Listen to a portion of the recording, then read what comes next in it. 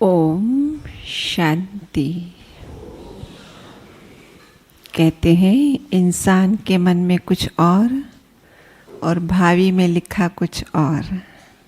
Announcement सुबह कुछ और थी और आपके बीच में उपस्थित कोई और है। हाँ? कौन है? हमारी आदरणीय राजयोगिनी शीलू दीदी जी। हम एक हाथ हिलाकर आपका स्वागत करते हैं, सत्कार करते हैं, अभिनंदन करते हैं। और जैसे कि हमें समय के बाबा कहते हैं, समय को समीप लाना ब्राह्मणों के हाथ में है। जैसे जैसे ब्राह्मणों की स्थिति संपन्नता और संपूर्णता के करीब आएगी, समझो समय भी करीब आ गया है। तो हमारे हाथ में है ना समय को समीप लाना, और उसके लिए हमें संपन्नता अपने जीवन में लानी है। तो दीदी का विषय है संपन्नता, समय को समीप लाने का आधार। दीदी का परिचय तो कल हो ही गया था, तो हम सुनते हैं दीदी से संपन्नता, समय को समीप लाने का आधार कैसे है। आदरणीय दीदी जी। ओम शांति।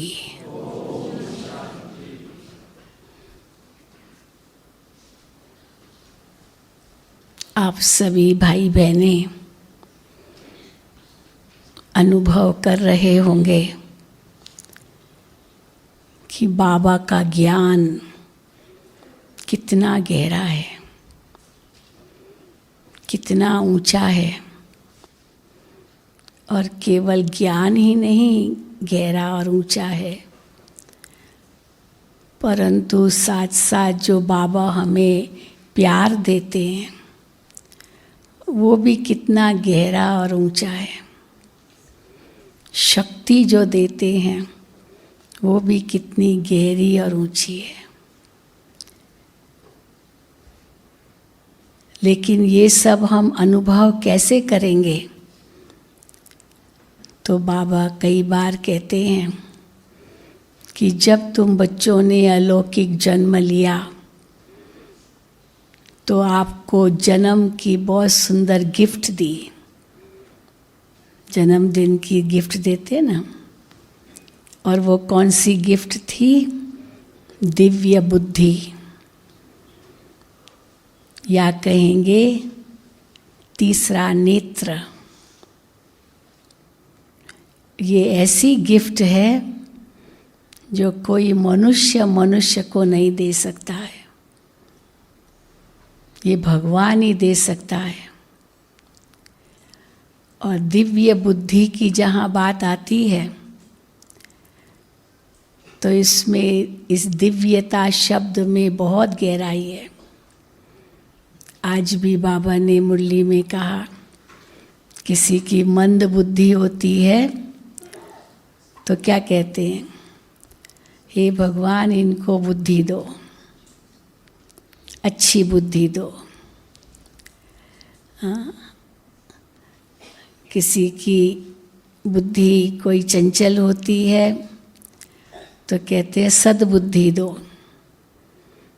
तो बुद्धि भी दिव्य बुद्धि माना, अच्छी बुद्धि, ऊंची बुद्धि, सद्बुद्धि, श्रेष्ठ बुद्धि, महान बुद्धि, ऊंची बुद्धि। और जब वो बुद्धि हम ज्ञान के आधार से अनुभव करते हैं तो महसूस होता है कि हमारा तीसरा नेत्र खुल जाता है। हम त्रिनेत्री, त्रिकालदर्शी बन जाते हैं। तो कैसे हम इस दिव्य बुद्धि का इस्तेमाल करें, प्रयोग करें, वो भी बाबा हमें बताते हैं। क्योंकि बुद्धि की भेंट किससे की जाती है? एक तराजू से। तराजू से करते हैं ना बुद्धि की भेंट। और तराजू में क्या होता है? 3 चीज़ें होती है। एक तो उसका कांटा होता है जो ऊपर की ओर जाता है, वर्टिकल। दूसरा उसकी डंडी होती है जो हॉरिजॉन्टल, सीधी होती है। और तीसरा इसके पलड़े होते हैं। ये 3 चीज़ें होती है तराजू में। तो बाबा हमें दिव्य बुद्धि देते हैं, माना बुद्धि की लाइन क्लियर, बाबा कहते हैं वो होनी चाहिए। उसके लिए मन एकाग्र होना चाहिए। तो कांटा क्या है? एकाग्रता। हिलना नहीं चाहिए कांटा, बीच में हो और हिले नहीं, तब कहेंगे कि वज़न सही है। अगर हिलता रहता है तो भी वज़न सही नहीं है। तो पूरा वर्टिकल हो, अर्थात मन हमारा शिव बाबा की तरफ हो। अगर मन यहाँ वहाँ भटकता रहता है तो कभी भी बुद्धि सही निर्णय नहीं दे सकेगी। और फिर डंडी सीधी, माना पक्षपात रहित। पक्षपात रहित, पक्षपात होता है ना, किसने मुझे कुछ दिया तो उसके प्रति बुद्धि चली गई, फिर उसका फेवर करेंगे, उसके हित में ही बोलेंगे चाहे वो कितना भी गलत हो। तो ये पक्षपात हो गया, क्योंकि स्वार्थ है। तो जहाँ स्वार्थ है वहाँ पक्षपात रहता है, निष्पक्ष नहीं हो सकते। पर मन अगर शिव बाबा में एकाग्र है तो बुद्धि निष्पक्ष हो जाती है। तो निष्पक्ष माना किसको महत्व देंगे? पलड़े। पलड़े क्या करते हैं? वज़न बताते हैं। चाहे हम उसमें हीरा डालें या पत्थर डालें, वो केवल वज़न बताएंगे बस, बाकी भाव नहीं बताएंगे, वज़न। तो सही बुद्धि जो होगी, शुद्ध बुद्धि जो होगी, सद्बुद्धि जो होगी, दिव्य बुद्धि जो होगी, वो मूल्यों को महत्व देगी, मूल्यों को। वैसे दुनिया में हम देखते हैं, जुडिशियरी में हम देखते हैं ना, हाँ, कानून की दुनिया में, तो वो भी कहते न्याय तब मिल सकता है जब पक्षपात रहे, तो एकाग्र हो और मूल्यों को महत्व दिया जाए। तो इसीलिए बाबा ने भी हम बच्चों को मूल्यों का ज्ञान दिया है। आत्मा के जो 7 मूल गुण हैं उनका महत्व बताया है। ज्ञान, पवित्रता, शांति, प्रेम, सुख, आनंद, शक्ति, हम कहते हैं ये 7 आत्मा के मूल्य है, ओरिजिनल मूल्य, जिसको इंग्लिश में कहते हैं इननेट क्वालिटीज़, जो उनके अंदर निहित है। तो एक है हमारे वो अनादि गुण और दूसरे हैं हमारे आदि गुण जो देवताई गुण हैं। अंतर्मुखता, गंभीरता, धैर्यता, मधुरता, सहनशीलता, निर्भयता, सरलता, गिनते जाओ कितने दैवी गुण हैं। अब इन्हीं सभी दैवी गुणों में, दिव्य गुणों में संपन्न बनना है। संपन्न माना फुल, इसलिए कहा ना सर्वगुण संपन्न। सभी गुणों में संपन्न होना माना मूल्य अपने जीवन में धारण करना।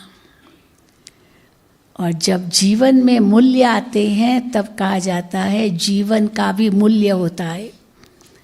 अगर जीवन में मूल्य नहीं तो जीवन का भी मूल्य नहीं। देखते हैं ना, कानून, हमें जो कानून बनाए गए हैं वो भी इसी आधार पर बनाए गए हैं। लेकिन दुनिया में जहाँ जुडिशियरी, कानून की बातें आती है, हाँ देखो मोबाइल चल रहे हैं, ठीक नहीं है ये, क्यों मोबाइल ऑन है, किसका मोबाइल चल रहा है, प्लीज़ हाँ मोबाइल सब स्विच ऑफ करके आने चाहिए। तो दुनिया में भी हम देखते हैं कि किसका जीवन मूल्यवान होता है, जिसकी बुद्धि शुद्ध होती है, जिसमें ज्ञान गुण शक्तियाँ है। और बाबा कहते हैं मैं ही इस समय प्रदान कर रहा हूँ, इसलिए मैं ही दिव्य बुद्धि देता हूँ। तो इन्हीं गुणों में संपन्न बनना, इसको कहेंगे संपन्नता। और बाबा हमको इनमें संपन्न बना रहे हैं। तो संपन्नता की ओर अगर हमें जाना है, उसके लिए हमें इन गुणों में संपन्न बनना होगा। तो कैसे बनेंगे संपन्न? क्योंकि उसी के आधार से हम समय को समीप लाएंगे। इसलिए बाबा हमेशा कहते हैं पहले स्थापना पालना, फिर विनाश नहीं, उसके पहले फिर नई दुनिया की स्थापना, फिर विनाश।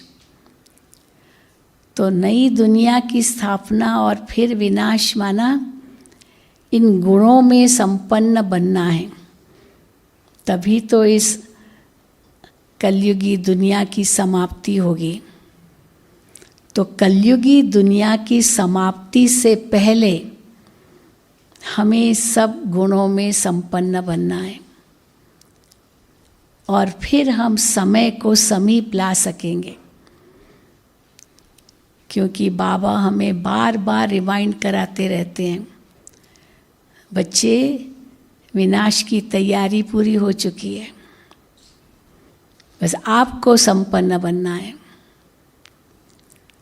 एक बार मोहिनी बहन न्यूयॉर्क वाली अपना अनुभव सुना रही थी कि किसी ने उनसे पूछा, यूनाइटेड नेशंस की वो मेंबर है, तो यूनाइटेड नेशंस में उसको किसी ने पूछा कि आप समझते हो कि विनाश होगा, तो आप कोई उसकी डेट बता सकते हो? तो उसने बहुत सुंदर जवाब दिया। उसने कहा उस समय गोर्बाचोव थे, रशिया के जो यूएसएसआर के राष्ट्रपति, और अमेरिका के थे बुश होंगे, जो पहला वाला बुश था। तो उसने कहा विनाश कब होगा वो तो जो विनाश करने वाले उनसे पूछना होगा। गोर्बाचोव से पूछो या बुश से पूछो, पर स्थापना की डेट हम आपको बता सकते हैं। हमसे स्थापना की डेट पूछो, हम विनाश करने वाले नहीं हैं हम तो स्थापना करने वाले हैं। विनाश की डेट उनसे पूछो, क्योंकि उनके हाथ में बटन है। जब बटन दबाया मिसाइल अटैक्स चालू हो जाएंगे, उनके हाथ में है वो। तो उसके लिए हम लोग निमित्त नहीं हैं, परंतु हम स्थापना के निमित्त हैं। तो इसीलिए बाबा भी हमें कहते हैं कि बच्चे बाबा से डेट पूछते हैं, बाबा कब होगा विनाश? तो बाबा फिर जवाब में प्रश्न ही पूछते हैं, बच्चे आप तैयार हो? क्योंकि वो तो तैयार है। आज भी अगर कुछ हो जाए, अभी न्यूज़ सुन रहे थे, अफ़गानिस्तान में तालिबान आ गया है, बड़े खतरनाक लोग हैं वो, पूरा देश उनके हाथ में, पाकिस्तान के नज़दीक है वो, नज़दीक। अगर उन जो हथियार है, जो मिसाइल्स है, अगर वो इनके हाथ में आ गया तो क्या होगा, क्या करेंगे? हाँ, वैसे ही सारा दिन बंदूक उठा के तो चलते ही हैं, दिखाते ना। पर अगर उनके हाथ में ये बॉम्ब्स आ गए तो क्या करेंगे? अचार डालेंगे? हाँ, क्या करेंगे? हाँ, चलाएंगे। तो इसमें क्या करे होगा, अपना भी तो नाश करेंगे ना, ऐसे थोड़ी खाली दूसरों का नाश करेंगे। क्योंकि बाबा ने हमें ड्रामा का एक बहुत बड़ा राज समझा दिया है कि बाहुबल से कोई भी विश्व का मालिक नहीं बन सकता है। युद्ध के बल से, हथियारों के बल से, हिंसा के बल से कोई भी दुनिया का मालिक नहीं बन सकता है। सिकंदर के लिए कहते हैं ना, हाथ खाली गया, सोचा तो यही था दुनिया का मालिक बनूं। कितने आए यही सोच कर कि दुनिया का मालिक हम बनेंगे, पर हिंसा का रास्ता अपनाया, इसलिए उनका ही अंत हो गया। लेकिन अहिंसा के बल से, त्याग, तपस्या, सेवा के बल से, प्रेम के बल से सबका दिल जीतेंगे, तब हम विश्व के मालिक बन सकेंगे। तो इसीलिए बाबा ने हमें वही रास्ता अपनाने लिए कहा है। इसलिए हम बाबा कहते तुम क्या हो, डबल अहिंसक हो। काम कटारी चलाना भी हिंसा है, ये पहले थोड़ी पता था। हम तो यही समझते थे ना कि ये तो चाहिए तभी तो दुनिया चलेगी, क्योंकि समझा कि यही तरीका है संतान उत्पत्ति का। योग बल भी कोई तरीका है, ये तो पता ही नहीं था। और अभी बाबा कहते ये काम कटारी है, ये भी हिंसा है। काम और क्रोध ये नर्क के द्वार है, क्योंकि हिंसा क्रोध से ही होगी, प्रेम से थोड़ी हिंसा होती है। जहाँ प्रेम है वहाँ हिंसा है क्या? नहीं। जहाँ क्रोध है वहीं हिंसा है। तो ये विकार है ही हिंसा। और बाबा इसलिए कहते हैं बच्चे, इन विकारों को तुम्हें जीतना है, और उन सब का आधार है देही अभिमानी बनना है, मुझे याद करना है, पवित्र बनना है, तब विश्व के मालिक बनोगे। तो इसलिए बाबा ने जो हमें सरल तरीका बताया है समय को समीप लाने के लिए, वो है इन सारे गुणों में संपन्न बनना। तो यही हमारी चेकिंग है। अब कौन से गुण की कमी है मेरे अंदर, कौन से गुण की कमी है, ये अगर रोज़ हमारी चेकिंग होगी तब हम संपन्नता की ओर जा सकेंगे। अगर वो कमी है तो उसको भरना है, कमी को भरना है। कमज़ोरी में शक्ति भरनी है। कमियां, कमज़ोरियां, अवगुण को निकालना है, क्योंकि सभी गुणों के अपोजिट में अवगुण हैं। और अवगुण ऐसे नहीं निकलेंगे जब तक गुण को नहीं भरेंगे। गुण को भरेंगे तब अवगुण निकलेंगे। अवगुण कोई चीज़ नहीं है, ये कमज़ोरी है। तो इसलिए बाबा जो हमें कहते हैं संपन्न बनना है, अर्थात सर्व गुणों में संपन्न बनना है। तो एक एक गुण मेरे अंदर कितने तक हैं, जैसे बाबा सागर है, हम उनके बच्चे मास्टर सागर हैं, तो उन समान हमें बनना है। क्योंकि समय को समीप लाने लिए जो महत्वपूर्ण योगदान जिनका होगा, वो तो एक तो प्रकृति है, और दूसरा बाबा कहते हैं जो तैयारी कर रहे हैं एडवांस पार्टी। और वो दोनों ही बाबा से पूछ रहे हैं, बाबा हम कब शुरू करें अपना काम, क्योंकि प्रकृति ने एक बार हलचल शुरू की, और अगर पांचों तत्व एक साथ मिल गए हलचल करने के लिए तो कुछ बचेगा? अब सोचो। हम मिसाल देते हैं, जापान में जब सुनामी आया तो उस समय 3 तत्वों ने काम किया, पांचों ने नहीं काम किया। अगर दूसरे 2 भी काम करते तो खत्म हो जाता सब कुछ। 3 कैसे तत्वों ने काम किया? सागर के नीचे धरती जो है वहाँ वो हिली तो भूकंप आया, तो धरती ने पहला काम किया भूकंप लाकर, और फिर सागर में उछल आई क्योंकि भूकंप हुआ धरती में सागर के नीचे, और उछल आई और सुनामी हुआ। कितने लोग मारे गए। और फिर तो जल ने त्राही मचाई, पहले धरती ने, फिर पृथ्वी ने, फिर जल ने। फिर उसके बाद वो जो वहाँ पर सारे न्यूक्लियर प्लांट्स थे, वो रिएक्टर्स थे जिससे बिजली पैदा हो रही थी, उनको आग लगी। इतनी ज़बरदस्त आग लगी जो कैसे बहुत नुकसान हुआ। तो 3 तत्वों ने काम किया उस समय, जल, अग्नि और पृथ्वी। बाकी वायु और आकाश बाकी था। और अगर वायु काम करता, माना हवा आती इतनी तेज, तूफान आता, तो वो जो रिएक्टर्स थे उसमें तो रेडियो एक्टिविटी थी, वो हवा उसको चारों ओर फैला देती और सब कुछ दूषित हो जाता, सारी हवा दूषित हो जाती होती, जो श्वास लेना भारी हो जाता होता। पर हवा ने काम नहीं किया। और फिर अगर आकाश फटता, माना बादल फटता या कुछ भी, आकाश से बिजली आती या कुछ होता, तो फिर तो बारिश अगर हुई उसी से, तो सारा सागर दूषित हो सकता था।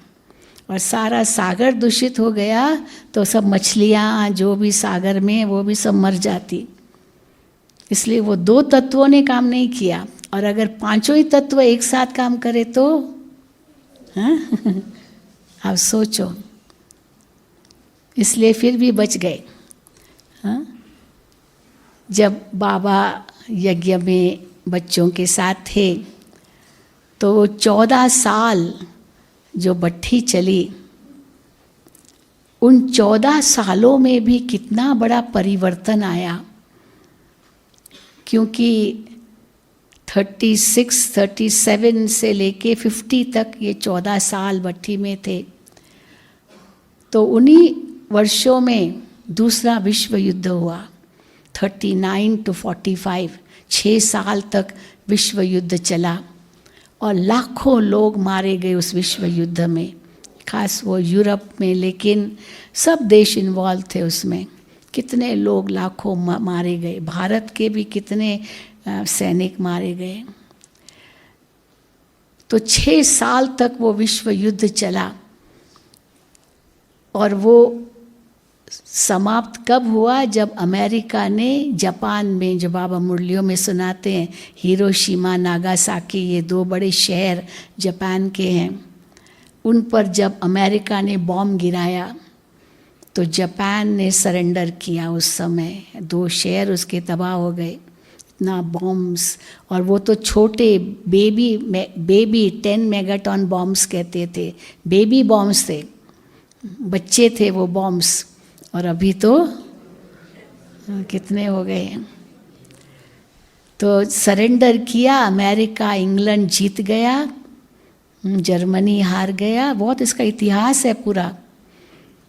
तो जिस हिटलर ने समझा था मैं दुनिया को जीतूं, वो कहाँ जाकर उसकी मृत्यु हुई? एक टापू पर जाकर आत्महत्या कर ली, बस खत्म। ऐसे बताते हैं। तो हम देखते हैं कि जब उस समय ये हुआ ना, तो बाबा से पूछा गया कि बाबा क्या ये विनाश है, यही विनाश है? क्योंकि समाचार तो सुनते थे और बाबा के बच्चे तो भट्ठी में थे, एकदम सुरक्षित, जैसे बिल्ली के पुंगरे बाबा कहते हैं, सुरक्षित रहे। तो यही विनाश है? तो बाबा ने कहा नहीं बच्चे, ये तो रिहर्सल है, ये तो रिहर्सल है। फिर जब भारत स्वतंत्र हुआ, हिंदुस्तान पाकिस्तान बना, कितनी रक्त की नदियाँ बही, क्योंकि उथल पुथल सारा हो गया। धर्म के नाम पर बंटवारा हुआ। तो कितनी उथल पुथल हुई, कितने लोग मारे गए, कितनी रक्त की नदियां बही। तो उस समय भी बाबा से पूछा गया, बाबा क्या यही विनाश है? सिविल वॉर था ना, एकदम गृह युद्ध जैसा है था ना। तो बाबा से पूछा, बाबा ने कहा नहीं बच्चे, ये तो रिहर्सल है ये तो रिहर्सल है। रिहर्सल करते हैं ना, फाइनल से पहले रिहर्सल होती है। तो बाबा ने जैसे वो झलक बताई कि ये रूप होगा, रक्त की नदियां बहेगी। फिर उन्हीं वर्षों में बाबा तो कराची में थे, क्वेटा एक शहर है बलूचिस्तान में ना, पाकिस्तान में ही है। वहाँ पर ज़बरदस्त भूकंप आया था, ज़बरदस्त, पूरा शहर का शहर ख़त्म हो गया था। उसमें भी कितने मर गए थे। क्वेटा शहर, कई जो लोग हैं वो बताते, क्वेटा में उनके रिश्तेदार रहते थे, सब खत्म हो गए, दब गए, इतना भूकंप आया। तो भी बाबा से पूछा, बाबा ये विनाश है? बाबा ने कहा नहीं, ये रिहर्सल है। तो समझो प्राकृतिक आपदाएं भी आई, साथ साथ सुनामी भी आया। उन्हीं दिनों में सुनामी भी आया था।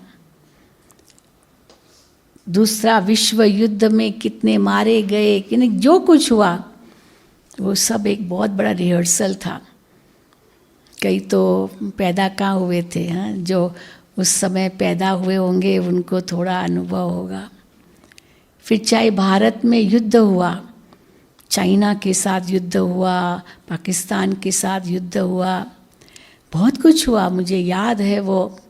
हाँ, फिर 70 में भी कुछ हुआ, एकदम ब्लैकआउट, बाहर झांक भी नहीं सकते थे हम, ऐसी स्थिति थी। जिन्होंने अनुभव किया हाथ तो उठाओ, बुजुर्ग जो होंगे। हाँ, आप सब ने तो कुछ, हाँ आपने किया, वेरी गुड। हाँ, मुझे याद है। आवाज़ भी नहीं करना, शीशों को, खिड़कियों को तो कागज़ लगा देना होता था, और लाइट नहीं जलाना है, वो मोमबत्ती की लाइट भी, वो भी नहीं बाहर आनी चाहिए, नहीं तो कहीं बम गिरा देंगे आपके ऊपर, ऐसी स्थिति थी।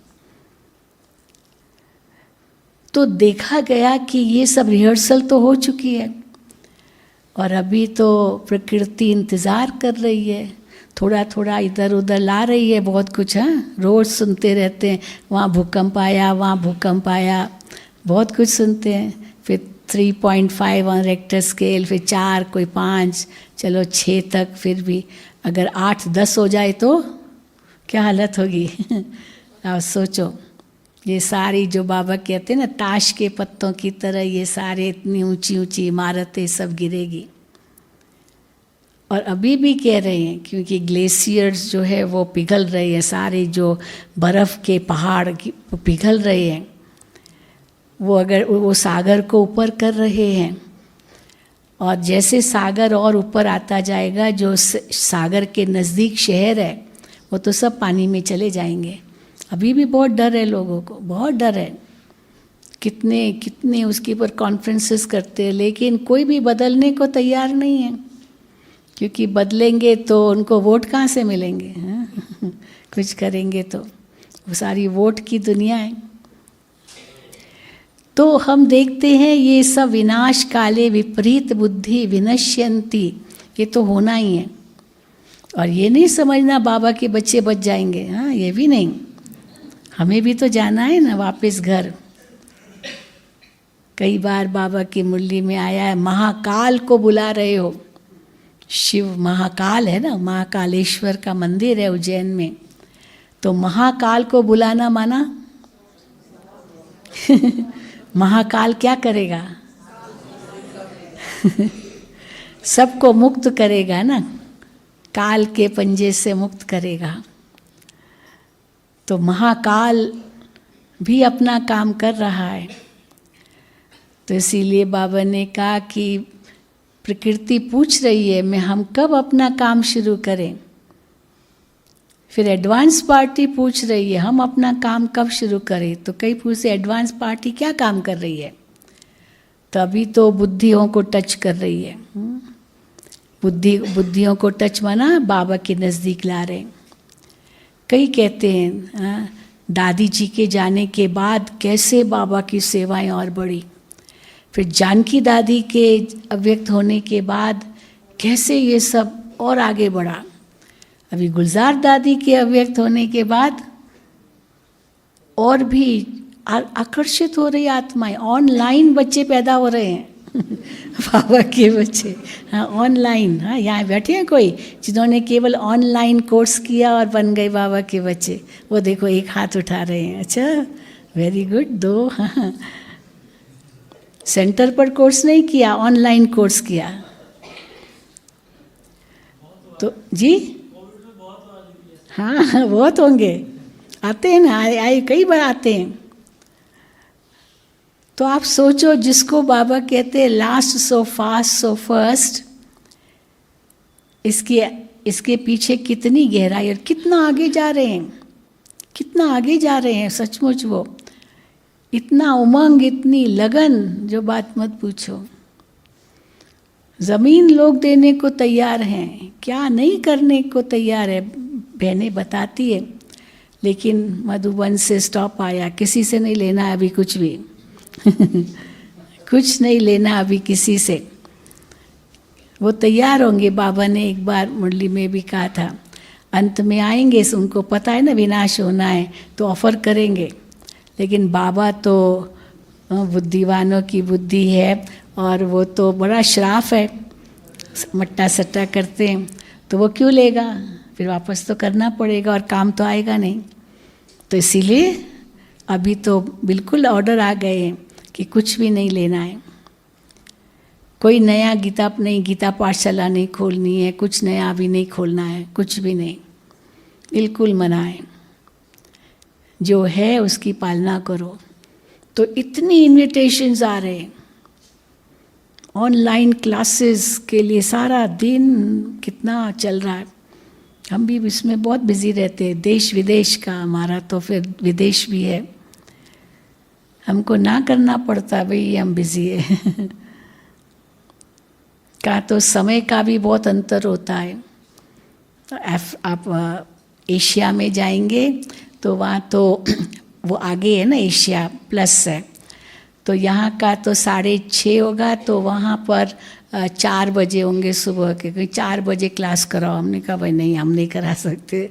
हाँ, या तो वहाँ तो, पर वहाँ का 6:30 है, वो टाइम तो एक्यूरेट राइट है उनका, पर यहाँ का तो फ़र्क है ना टाइम में, तो इसीलिए मुश्किल होता है। बहुत कहते हैं, तो इसलिए बाबा कहते हैं वो एडवांस पार्टी तैयार है।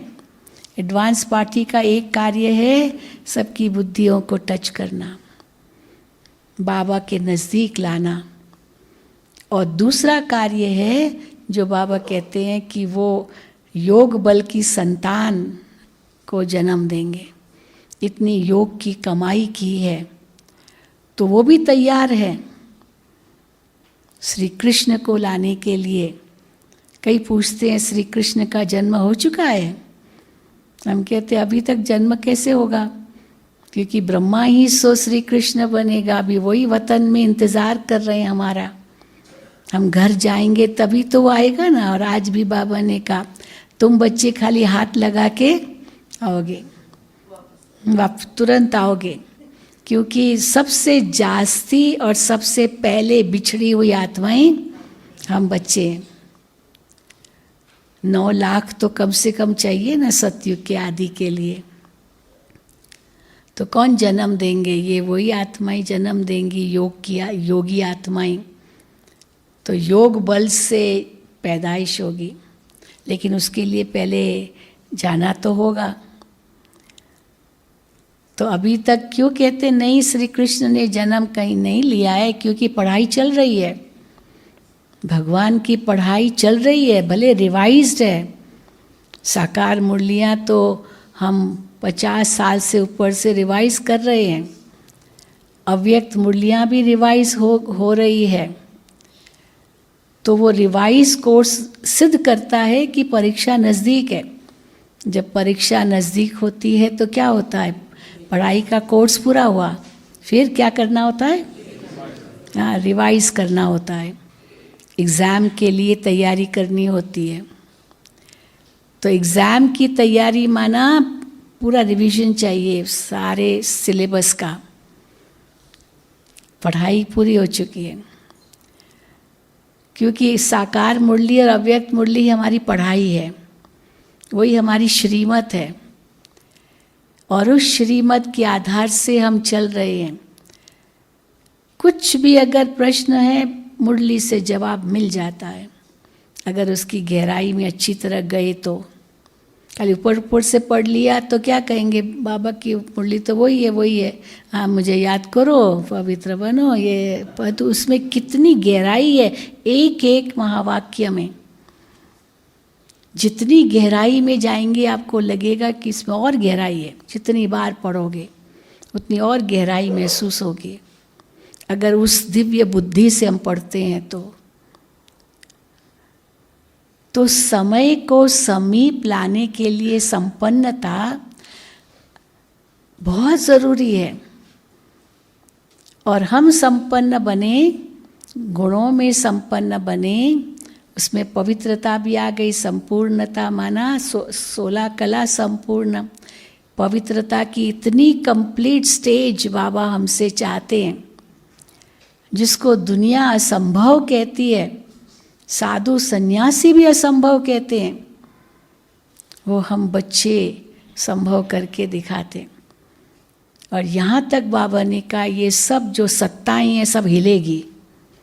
अभी हिली ना, ये आपने सुना होगा ना, हाँ, प्रयागराज में, इलाहाबाद में अब सुसाइड किया उस संत ने या मर्डर हुआ, अभी तक तो वो गुत्थी सुलझी नहीं है। पढ़ते होंगे न्यूज़, तो पढ़ते होंगे, तो वो भी तो गद्दी हिल गई है। ये इतनी बड़ी गद्दी, मानो साधु संतों का हेड समझो, वो अगर सुसाइड करे, इतना ज्ञानी तो आत्मा, इतना पहुंचा हुआ, यहाँ तक कि कहते अगर उसने आत्महत्या की है तो वो ब्रह्मलीन क्या हुआ होगा, वो तो आत्मा भटकेगी। यहाँ तक भी बोल रहे हैं लोग। कोई कहे भाई साधु माना ब्रह्मलीन हो गया, ज्योति ज्योत समाया, लेकिन अगर आत्महत्या की तो वो आत्मा को तुरंत जन्म मिलेगा क्या? मुश्किल है ना। अब वो कर्मों का हिसाब किताब है। लेकिन वो धर्म के जो अड्डे बन गए हैं, वो सारा जो कुछ भी झमेले हैं, ये सब धन की बात है। अभी वही बातें चल रही, धन, जमीन, इतने करोड़ों करोड़ों उनके पास पैसे हैं, करोड़ों, गिनती से बाहर, इतनी ज़मीनें हैं, इतना कुछ है। लेकिन बाबा कहते वो सब गद्दियाँ हिलेगी, धर्म सत्ता भी हिलेगी, राज्य सत्ता भी हिलेगी। हर देश में आप देखो राजनीति इतनी बिगड़ गई है, भ्रष्टाचार, अत्याचार, अनाचार, सब जगह। ऐसे नहीं खाली भारत में है, सब जगह है। हर देश की अपनी समस्या है। हम लोगों को न्यूज़ नहीं मिलती और देशों की, लेकिन वहाँ भी बहुत बुरा हाल है। तो इसलिए बाबा कहते हैं ये जो अंतिम समय चल रहा है, ये सब गद्दियाँ हिलेगी। लेकिन जो पहले समझते थे ना कि आप लोग जो इतना ऊंचा ज्ञान देते हो, पर वो भी तो इतना देते हैं ना, वो भी इतना अच्छा सुनाते, आप भी अच्छा सुनाते हो। पहले तो सुनने को तैयार नहीं थे, अभी कहते आप लोग भी अच्छा सुनाते हो, पर वो कोई कम नहीं है। हाँ, पर बाबा ने कहा कि एक दिन आएगा जब वो कहेंगे आप ही, आप भी नहीं, लेकिन आप ही।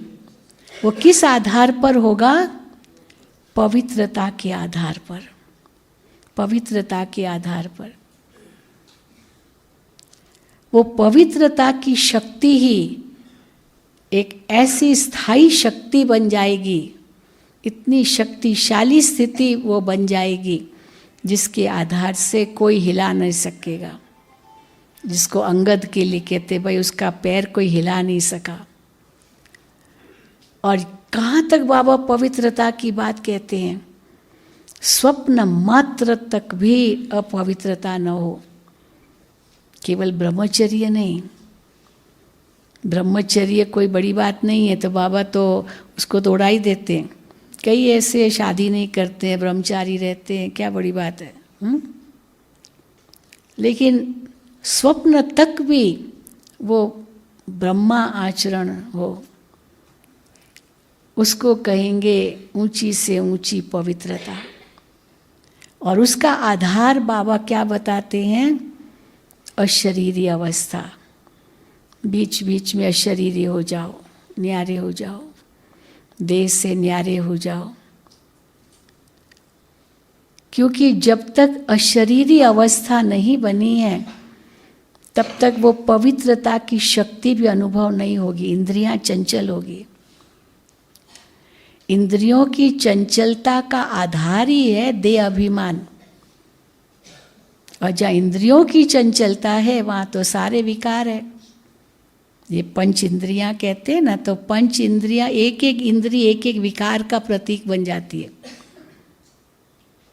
पंच इंद्रियां कहते हैं, पंच रस है ये पांच, जैसे आँख नाक कान आदि तो सूंघने की शक्ति, सुनने की शक्ति, देखने की शक्ति, स्वाद की शक्ति, फिर त्वचा, ये भी एक शक्ति है, हाँ, महसूस करने की शक्ति। तो एक एक विकार जो है एक एक इंद्री का रूप है। कैसे? अब त्वचा ही ले लीजिए, त्वचा शरीर, हाँ, चमड़ी होता है ना। आप एक संग्रहालय में जाइए, वहाँ पर चारों ओर लिखा रहता है प्लीज़ डोंट टच, कृपया हाथ मत लगाइए, हाथ मत लगाइए, हाथ मत लगाइए। सब जगह लिखा रहता है, एक एक जगह। लेकिन कितने लोग हैं, जब देखे तो सही, कोई देख तो नहीं रहा है देखे तो सही, हाथ तो लगाएं। तो हाथ तो लगाएं माना ये किसका आकर्षण है? चमड़ी का आकर्षण। और उसका विकराल स्वरूप है काम वासना। वो क्या है? चमड़ी का ही तो आकर्षण है, और क्या है? तो चमड़ी का आकर्षण ये काम विकार। फिर क्रोध, हाँ, ये आँखों का आकर्षण, आँखों का आकर्षण। आँखें सबसे पहले अंदर में गुस्सा होता है ना, तो मुंह से तो बाद में निकलता है, पहले कहाँ से निकलता है? ऐसे आँखें पता चल जाता है कि इसके अंदर में गुस्सा है। ये तो हो नहीं सकता कि अंदर में गुस्सा हो और बाहर से आँखों में प्यार हो, ऐसे हो सकता है? नहीं, गुस्सा तुरंत दिखाई देता है। तो ये आँखें, ये गुस्सा, आँखों का आकर्षण। फिर जीभ, क्रोध व आँखें, फिर जीभ, ये लोभ का आकर्षण, लोभ, टेस्ट। ये भी कहते देखो जीभ और पेट, क्योंकि जीभ से फिर अंदर पेट में जाएगा। इन दोनों की आपस में लड़ाई है। जो जीभ को पसंद है ना, वो पेट को पसंद नहीं है। पेट उसको स्वीकार नहीं करता, पर जीभ टेस्ट, हाँ, स्वाद। तो स्वाद, ये तीसरी चीज, लोभ, ये भी लोभ है। पेट भरा हुआ है तो भी एक गुलाब जामुन आ गया, लो खाओ तो जीव। फिर मोह नाक। किसी से मोह होगा ना तो बस गले लगेंगे उसके, वो नाक ही रगड़ते रहेंगे उसके आगे स्मेल, नाक की जो शक्ति है, सूंघने की शक्ति, ये मोह के वश है। क्यों इतना नज़दीक जाना है? दूर से नमस्ते कर लो ना। अभी कोरोना हुआ ना तो सोशल डिस्टेंसिंग, भारत में तो वैसे ही हमारी प्रथा है हाथ जोड़ना, हाँ, दूर से नमस्कार। वो तो विदेशों में तो हाथ मिलाते हैं, तो यहाँ तक हो गया कि विदेशों ने भी सीख लिया, हाँ, विदेशियों ने भाई दूर से ही नमस्कार करना, हाथ नहीं मिलाना। हाथ मिलाना मना, ये भी टच हो गया ना, ये भी नहीं जी, हाँ तो इसीलिए सोशल डिस्टेंसिंग, दूरी बना के रखो। तो मोह माना ये नाक की सुगंध, क्यों नज़दीक इतना आते, ज़रूरत क्या है? कुछ स्मेल, उनकी सुगंध चाहिए। और अहंकार कान। किसने मेरे लिए कुछ कहा, कौन होता है वो, मैं भी कोई कम हूँ क्या, ये कान खड़े हो जाते हैं। तो ये अहंकार, तो काम क्रोध लोभ मोह अहंकार, काम वासना त्वचा, क्रोध आँखें, लोभ जीभ स्वाद, और मोह नाक, और अहंकार कान। ये पांचों ही इंद्रियां आ गई। तो ये पांचों ही विकार इन इंद्रियों से प्रकट होती हैं। और अगर सहज रूप से इनको जीतना है, वह देही अभिमानी बनो। पहले देही अभिमानी बनना होता है, जिसको बाबा कहते देखते हुए नहीं देखो, सुनते हुए नहीं सुनो। बहुत कुछ दिखाई देगा, कलयुग है ना, लेकिन हमको देखते हुए नहीं देखना है। उसके लिए आंखें बंद नहीं करनी है। बाबा कहते सूरदास ने आंखें फोड़ दी, फोड़नी भी नहीं है, बंद भी नहीं करनी है, और ही खुली आंख से हम योग करते हैं। ये भी एक अथॉरिटी है। आंखें बंद कर ली, कैसे पता चलेगा कि मन चंचल है नहीं चंचल है, देख ही नहीं रहे हैं। पर देखते हुए नहीं देखना, ये बहुत बड़ी शक्ति है। बताते ना, कई कहते भाई विश्वामित्र ने 50,000 साल तक तपस्या की। तो विष्णु जी ने सोचा अभी इसकी परीक्षा ले, 50,000 साल तक तपस्या की है। तो मेनका बताते ना उनके सामने आई एक परीक्षा लेने लिए, अप्सरा आई। तो जैसे अप्सरा आई तो आवाज़ आई, आंखें खोली, और वो उसके कामासुर हो गया, या जो भी कुछ कहो कि कामातुर हुआ या उसके वश हुआ। तो 50,000 साल की तपस्या कहाँ गई? कहाँ गई 50,000 साल की तपस्या? इसलिए कई कहते अरे विश्वामित्र जैसा जिसने 50,000 साल तक तपस्या की, वो भी फेल हो गया, तो हम तो मनुष्य हैं। इसीलिए हम तो मनुष्य, हम क्या कर सकेंगे? तो बाबा कहते तुम मनुष्य नहीं हो, तुम क्या हो? फरिश्ता हो। फरिश्ता बनना है तो फरिश्ता हो, देवता बनना है, पहले ब्राह्मण हो। तो उसके कैसे ब्राह्मण से फरिश्ता बनते हैं? फरिश्ता माना ही जिनका फर्श से कोई रिश्ता नहीं। फरिश्ता माना जिसके धरती पर पाँव नहीं। फरिश्ता माना जो सदा ही रक्षक है, सदा ही देता है। तो फरिश्ता बनना है तो पहले तो अशरीरी बनना पड़े ना, क्योंकि प्रकाश का शरीर माना ये देह के शरीर से न्यारे, ये हड्डी मांस के शरीर से न्यारे।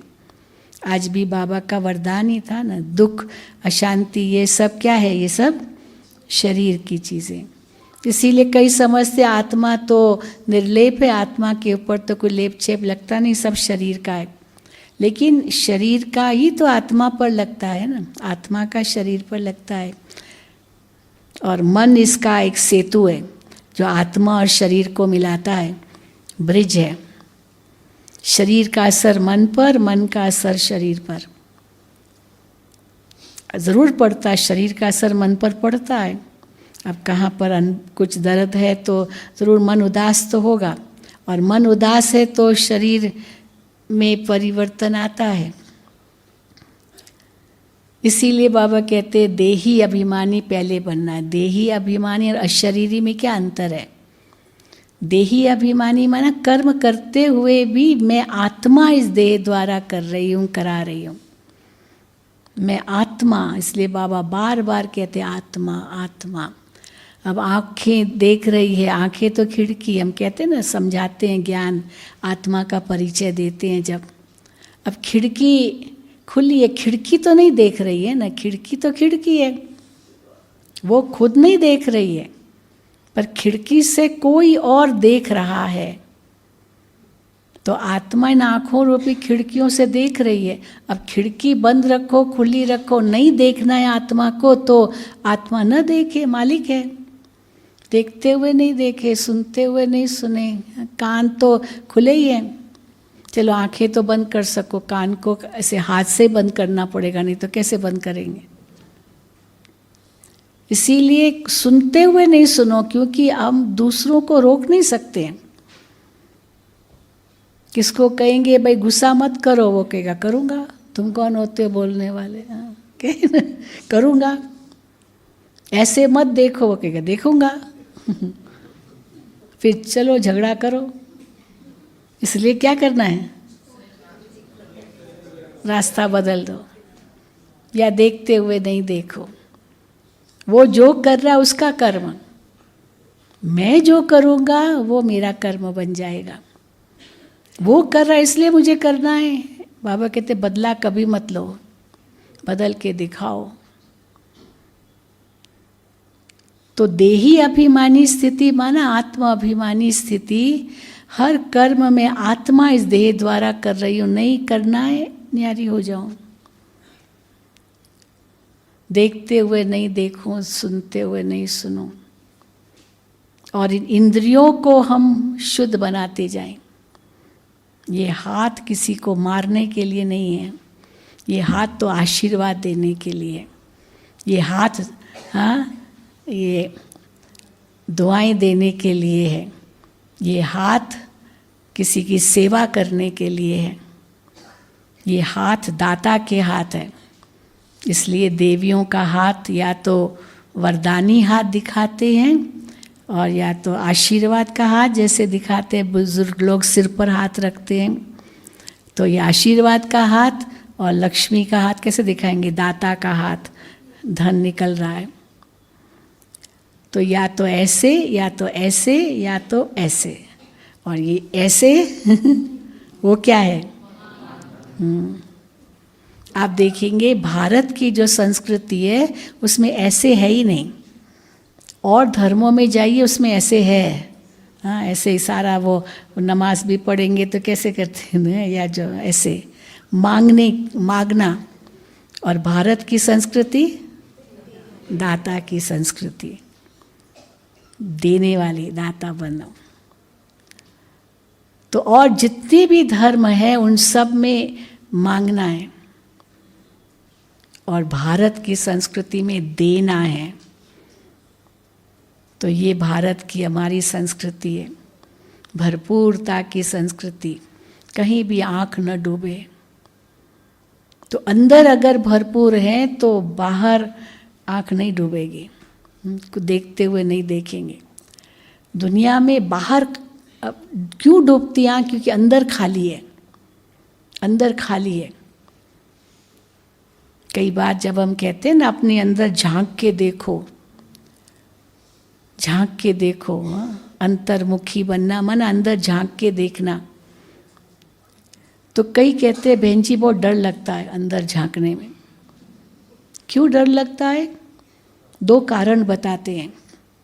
एक कारण ये है कि अंदर खाली है। अब खाली में क्या देखना?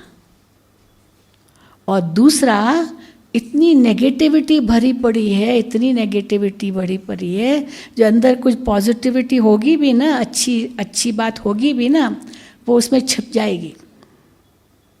जैसे एक कबर्ड है, कबर्ड के अंदर खूब चीज़ें भर दो, पूरा भर दो। अब उसमें अच्छी चीज़ भी होगी तो बेकार चीज़ें भी होगी। और ऐसा भर दो और ठूस दो और एकदम बंद कर दो।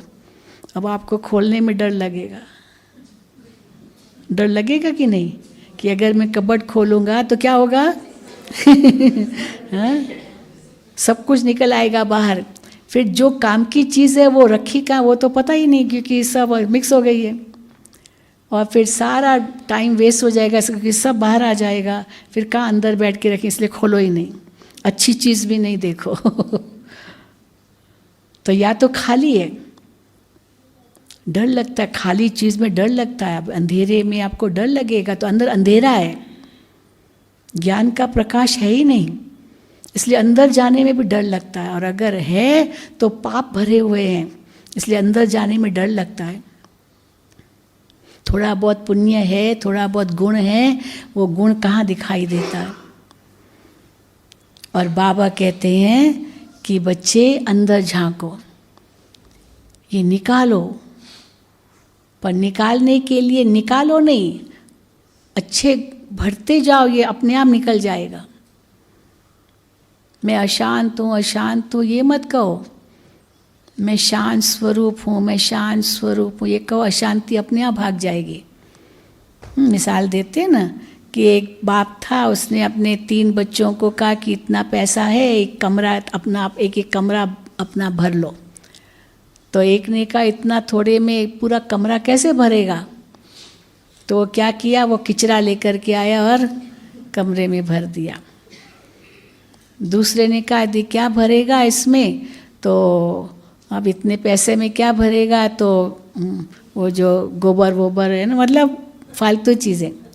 पर एक ने कहा चलो इसी से मैं एक दिया लेता हूँ, तो दिया लिया, उसमें बाटी बनाई मतलब, और उसमें उसको जलाया, तो सारे कमरे में प्रकाश हो गया। तो सारे कमरे में हो गया, और वो पाई पैसे की चीज़ थी, और उन्होंने तो क्या किया, सब किचरा भर दिया। तो अंदर में प्रकाश हो तो वही ज्ञान ही तो प्रकाश है। तो इसीलिए बाबा हम बच्चों को कहते हैं ये ज्ञान जैसे अंदर में भरता जाएगा, जो बाबा की मुरलियों से मिलता है, इसके आधार से वो प्रकाश जैसे अंदर आता जाता है, ये सारे गुण अपने आप आते जाएंगे। ज्ञान प्रकाश आया तो पवित्रता भी आएगी, शांति भी आएगी, प्रेम भी आएगा, सुख भी आएगा, शक्ति भी आएगी, आनंद भी आएगा, सारे गुण आएंगे। वो कई कहानियाँ बताते हैं कि 3 जने थे, उन्होंने कहा कि एक आ जाए, पर एक ने कहा कि हम आएंगे तो तीनों आएंगे, हाँ, क्योंकि अगर ये 2 नहीं तो हम भी जाएंगे। फिर आखिर एक को बुलाया तो वो उसके पीछे पीछे दोनों आ गए। ऐसे बताते कहानियाँ हैं बहुत। तो इसका मतलब क्या है, वो देही अभिमानी स्थिति। तो जैसे ही कुछ मन में कोई विकृति आए, विकार आए, मैं आत्मा हूँ, जो बाबा कहते हैं ना, देही अभिमानी, देह से न्यारे हो जाओ, बिल्कुल देह से न्यारे। फिर जब बाबा कहते विदेही स्थिति, विदेही स्थिति का मतलब क्या है, राजा जनक का मिसाल देते विदेही स्थिति। तो विदेह या विदेही, विदेह विदेही, तो सब कुछ होते हुए भी आँख कहीं न डूबे, इतने महलों में रहते हुए भी आँख नहीं डूबी, ये विदेह स्थिति है। छोड़ना नहीं है कुछ भी, लेकिन इसको भी कहेंगे देखते हुए नहीं देखना, अंदर से भरपूर है, इसलिए बाहर का कोई आकर्षण नहीं। एक तो कछुए के समान देही अभिमानी बनना माना मैं आत्मा इस देह से न्यारी हूँ, अपने इंद्रियों को निग्रह करना, जैसे कछुआ अपनी इंद्रियों को निग्रह करता है। फिर दूसरा विदेही अवस्था माना देखते हुए नहीं देखना, और अशरीरी अवस्था माना बिल्कुल इस देह से परे, आत्मा परम धाम में पहुँच जाए, बिंदु रूप बन जाए, बिंदु बाप के साथ मिलन मनाए। देह यहाँ पड़ी है, मैं आत्मा तो परम धाम में हूँ। और देह अभिमानी मानी मैं आत्मा देह में हूँ, और देह में रहकर मैं आत्मा देह की इंद्रियों द्वारा कर्म कर रही हूँ, और विदेह स्थिति देखते हुए नहीं देख रही हूँ। और अशरीरी माना देह से न्यारी हो गई, मैं आत्मा परम धाम में बाबा के साथ बस। और ये जो स्थिति हमने बनाई, वास्तव में यही संपन्नता का आधार है। इसीलिए समय को समीप लाना है तो क्या करना होगा, इन सब गुणों में संपन्न बनना होगा। तो ये अवगुण, कमजोरियाँ, कमियाँ, खामियाँ, बाबा जो ये शब्द कहते हैं अवगुण, ये सब विकृतियाँ हैं। ये विकृतियाँ खत्म हो जाए, ये विकार, विकृति माना ही कोई विकार, कमजोरी ना, दीवार में दरार आती है तो क्या कहते हैं, विकार आ गया। तो कोई भी विकृति, कोई भी विकार, ये कमज़ोरी है। और कमज़ोरी को कैसे ख़त्म करेंगे? जब शक्ति भरेंगे। तो बस, और शक्ति कैसे भरेंगे? जब इतनी ऊंची सोच होगी हमारी, और वही बाबा हमें सिखाते हैं।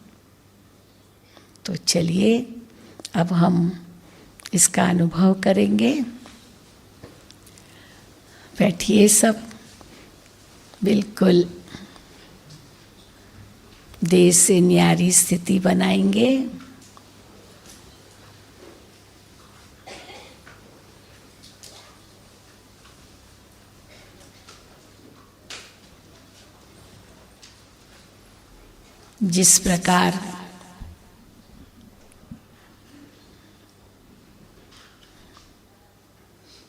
जिस प्रकार कछुआ अपनी इंद्रियों को सिकोड़ लेता है,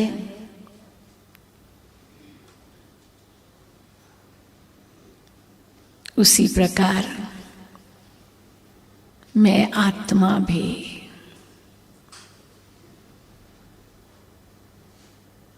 इन इंद्रियों से परे हो जाऊं, अपने आप को अंतर्मुखी बना लो।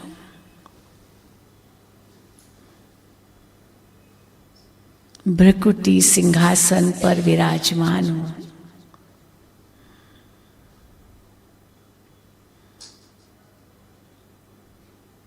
मस्तक मणि हूं,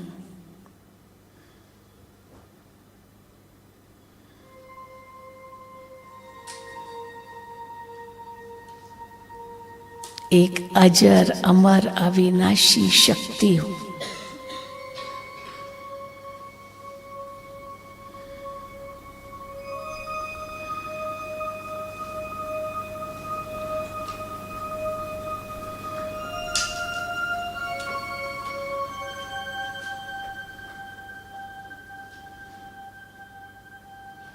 ये शरीर केवल एक वस्त्र है।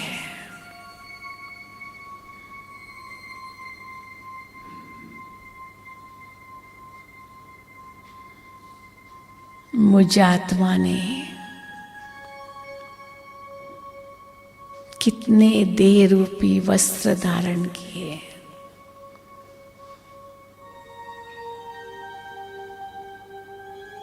अब मुझे इनसे न्यारा होना है, अपने मूल स्वरूप को पहचानना है।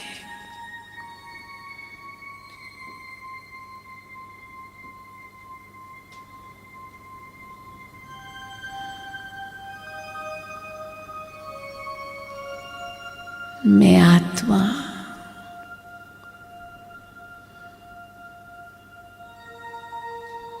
शांत स्वरूप हूं। चले जाओ शांति की गहराई में।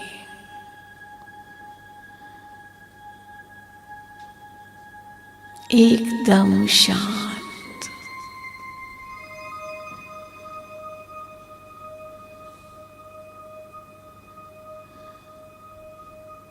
शांति की शक्ति अनुभव करें।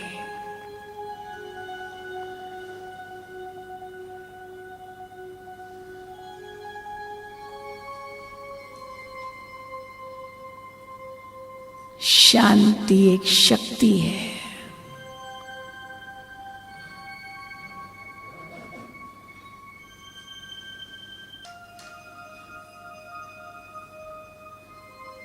इसी शक्ति को अपने अंदर भरकर संपन्न बनना है।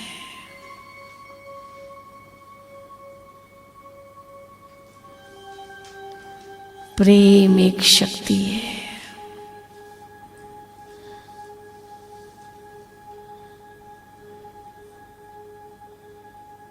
मैं आत्मा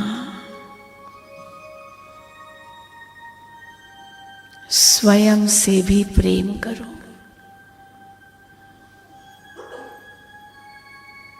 सर्व आत्माओं से प्रेम।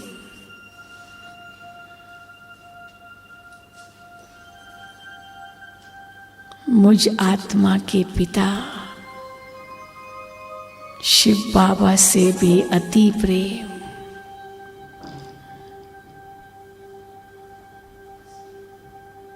मेरा मूल स्वभाव है ही प्रेम।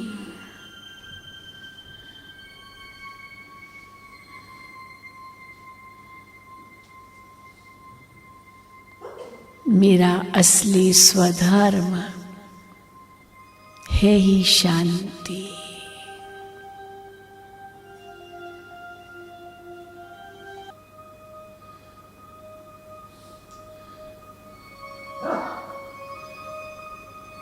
मैं आत्मा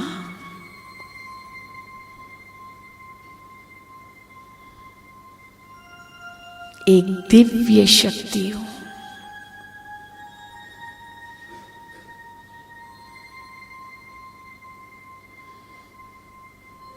एक एक गुण शक्ति के रूप में अनुभव हो।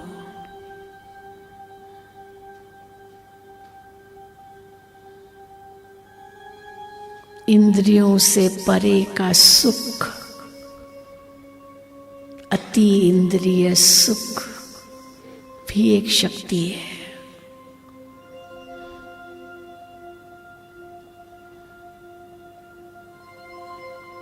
जो अंतर की संतुष्टता से अनुभव होती है, भरपूरता से अनुभव होती है।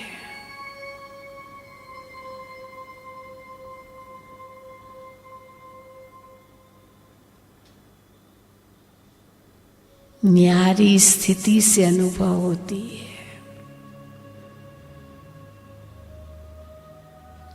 और प्यारी स्थिति से अनुभव होती है।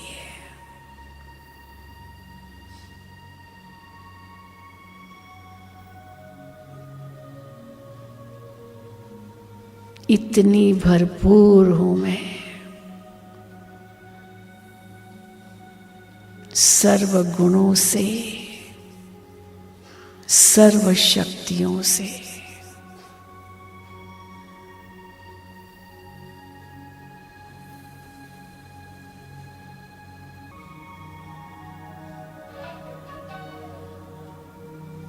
मैं आत्मा जितनी ही न्यारी हूं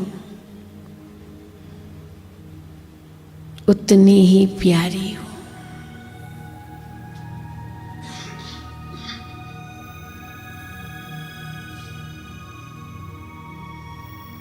एक बेदाग हीरा हूं।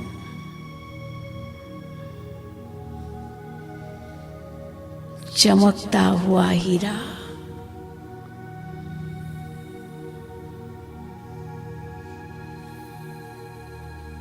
मस्तक पर विराजमान।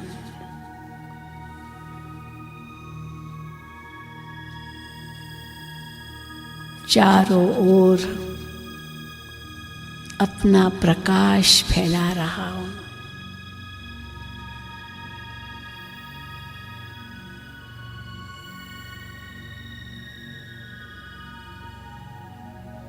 सारे विश्व को शक्ति प्रदान कर रहा हूं।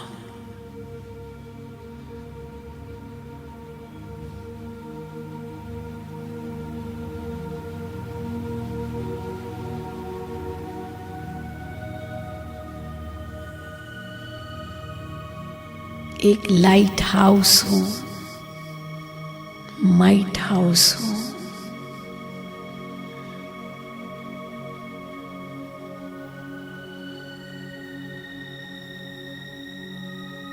यही आंतरिक शक्ति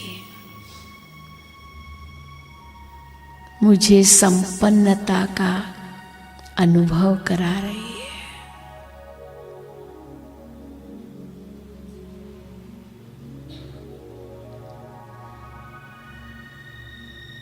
अशरीरीपन का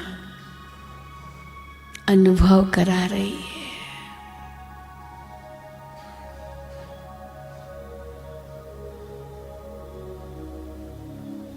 हल्कापन, का अनुभव हो रहा है।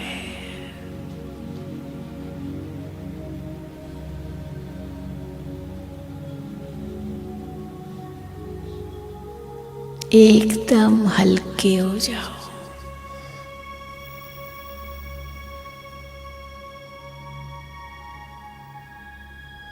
लाइट के आकार में मैं चमकता हुआ हीरा विराजमान हूं।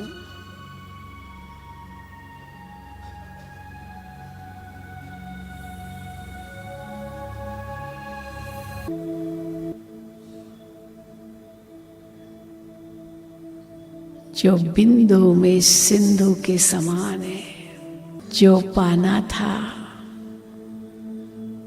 वो सब कुछ पा लिया बाबा।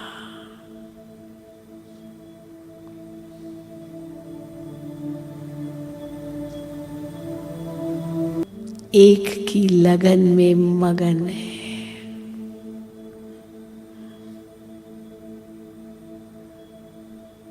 सागर के तले में चले जाए।